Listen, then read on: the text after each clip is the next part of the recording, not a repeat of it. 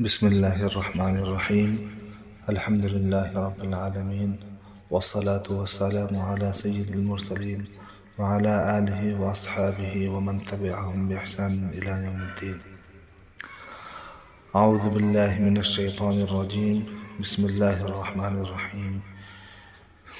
اهدنا الصراط المستقيم صراط الذين أنعمت عليهم غير المغضوب عليهم ولا الضالين آمين.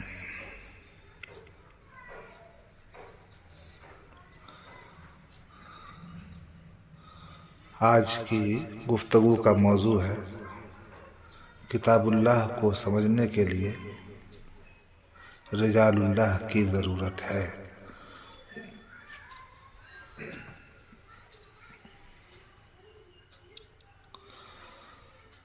پورے قرآن پاک کا خلاصہ سورہ فاتحہ ہے،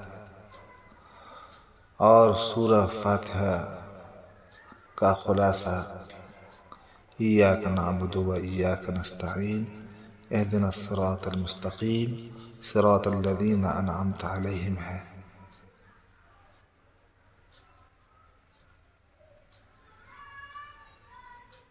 اللہ تبارک و تعالی نے بندوں کو ہدایت حاصل کرنے کی دعا سکھائی ہے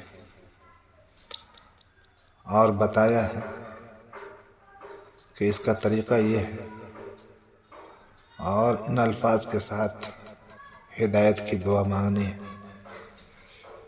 اہدنا الصراط المستقیم، یا اللہ ہمیں سیدھے رستہ کی ہدایت عطا فرما،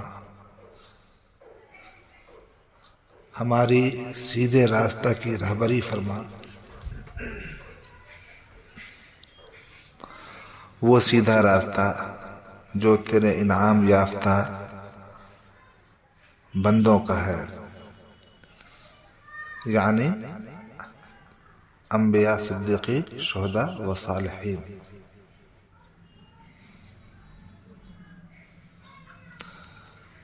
اس آیت پاک کے اندر اللہ تبارک و تعالی نے فرمایا کہ کتاب اللہ اور قرآن پاک کو سمجھنے کے لیے رجال اللہ یعنی میرے نیک بندوں کی بھی آپ کو ضرورت پڑے گی۔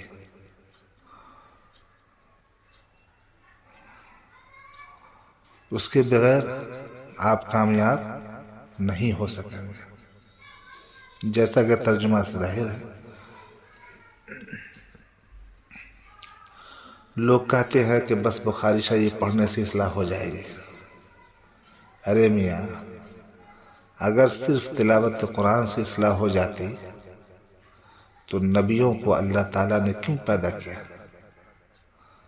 اور تزکیہ کی نسبت نبی کی طرف کیوں کی گئی؟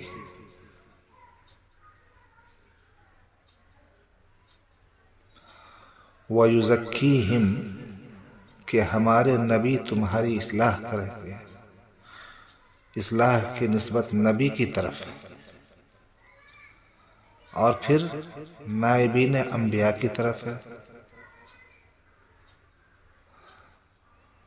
آدمی آدمی بناتا ہے، کتاب خود سمجھ میں نہیں آ سکتی۔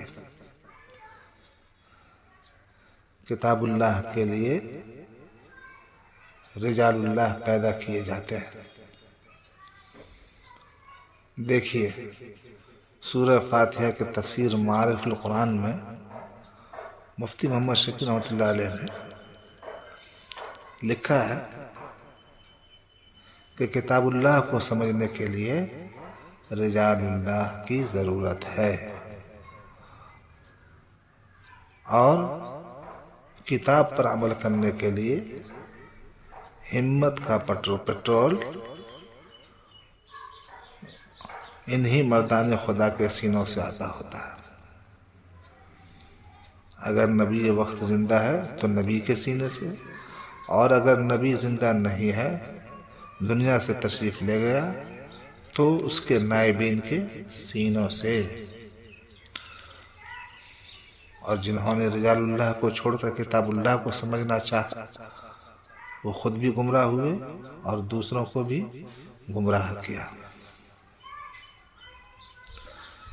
غرض صراط منعم علیہم کو چھوڑ کر دین نہیں مل سکتا، یعنی وہ حضرات جو انعام یافتہ ہیں ان کے مبارک راستے کو، راہ حق کو چھوڑ کر دیندار کوئی نہیں ہو سکتا۔ مولانا گوہی رحمۃ اللہ علیہ نے یہی فرمایا تھا کہ ہم حاجی امداد اللہ صاحب سے جو مرید ہوئے ہیں تو ہم نے ان سے مسئلہ پوچھنے کے لیے مریدی نہیں کی، مسئلہ تو حاجی صاحب ہم سے پوچھیں گے، لیکن ہم نے جو کچھ پڑھا ہے اس پر عمل کرنے کے لیے توفیق اور ہمت کا پیٹرول حاجی صاحب سے ہم لینے گئے تھے۔ دیکھیے اتنے بڑے بڑے علماء بھی اہل اللہ سے بے نیاز اور مستغنی نہیں ہوئے، بس سبق لینے کی بات ہے۔ تو میرے دوستو، اصلاح کے لیے کسی مصلح سے تعلق ضروری ہے، لیکن اللہ والوں کی دوستی، ان کے پاس اٹھنا بیٹھنا اور ان کی صحبت میں رہنا ہی کافی نہیں ہے۔ ان کو اپنے حالات بتانا، پھر ان کے مشوروں کی اتباع بھی ضروری ہے۔ صحبت کے حقوق بھی تو ہوتے ہیں، یہ نہیں کہ ان کی مرغ کی دعوت کر دیا جائے، چائے پلا دی اور گھی مکھن کھلا دیا اور سمجھے کہ ان کی صحبت کا حق ادا ہو گیا۔ صحبت اہل اللہ کے حقوق میں ہے کہ اپنے حالات ان سے بیان کیے جائیں، پھر ان کے مشوروں پر عمل کیا جائے، اطلاع اور اتباع ہو اخلاص کے ساتھ۔ اللہ تبارک و تعالی ہم سبھوں کو صراط مستقیم کے اوپر گامزن فرمائے اور راہ حق کو اپنانے کی طاقت اور ہمت عطا فرمائے، آمین یا رب العالمین۔ وصلی اللہ وسلم علی سیدنا محمد وعلی آلہ وصحبہ۔